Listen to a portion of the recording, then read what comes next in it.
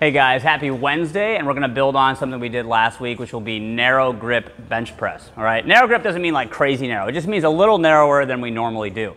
We're gonna be doing 6 narrow grip bench press and supersetting that with bent over rows with a dumbbell. So let's talk about bench press setup. So for narrow grip, I basically like to put my index finger right on that line where the knurling and the smooth part meet, okay? So it's basically going to be just about shoulder width. So always remember to set up your feet, pull the feet back under the knees, press down through the heels, big chest, shoulder blades pulled back against the bench. And then at the bottom, we want to see us touch the chest, and the forearm should stay vertical, drive back up. Okay, so big chest, touch.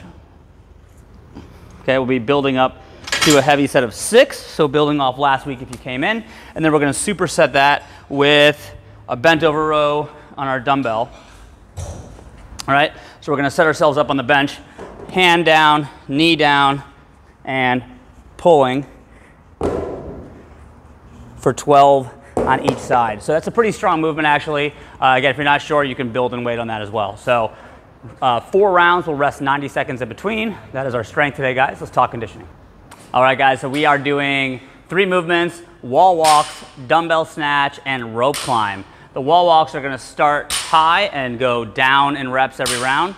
The dumbbell snatches will be 15 each round, and then the rope climbs will go opposite. They're going to go the opposite direction. So the wall walk review, remember this is going to start in the bottom of a push-up, okay? First thing you're going to do is sit your hips back. So don't do a full push-up. Just sit your hips back, step one foot up nice and high, and then tuck your chin. Get that nice supported position. And then from here, you're going to walk your hands to 6 inches from the wall. Notice my chin is tucked the entire time. And then from here, big steps forward, feet back to the ground, and that's the end of your rep, okay? If you're not comfortable going all the way to the wall, you can just reduce the range of motion. So just walk your hands up to where you're comfortable, okay? So you can step up, okay? You can make a line on the ground if you want. Something simple like that, and then come back down, all right? If you're not comfortable getting up on the wall at all, you don't even need a wall. You can do maybe a similar number of reps or even slightly more. This feels a little bit easy, but spread your feet wide and you can just walk yourself up.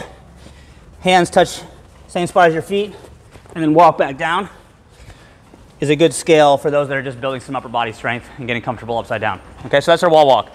Dumbbell snatch is going to be the same every round, so it's going to start between the feet, nice flat back, drive with the legs, finish overhead. If you can switch in the air, that's going to be the more efficient way to do the movement, okay?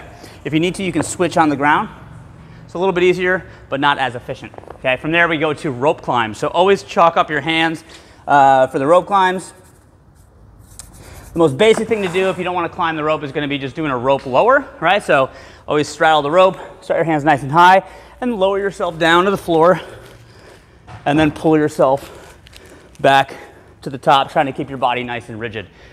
From there, if you want to get a little more confident, you want to start learning to climb the rope using a pad to protect your shin or something to protect the skin on your legs, right? Start nice and high with your grip. You're going to lift your knee nice and high, trap the rope between your feet, and then try to stand and pull at the same time.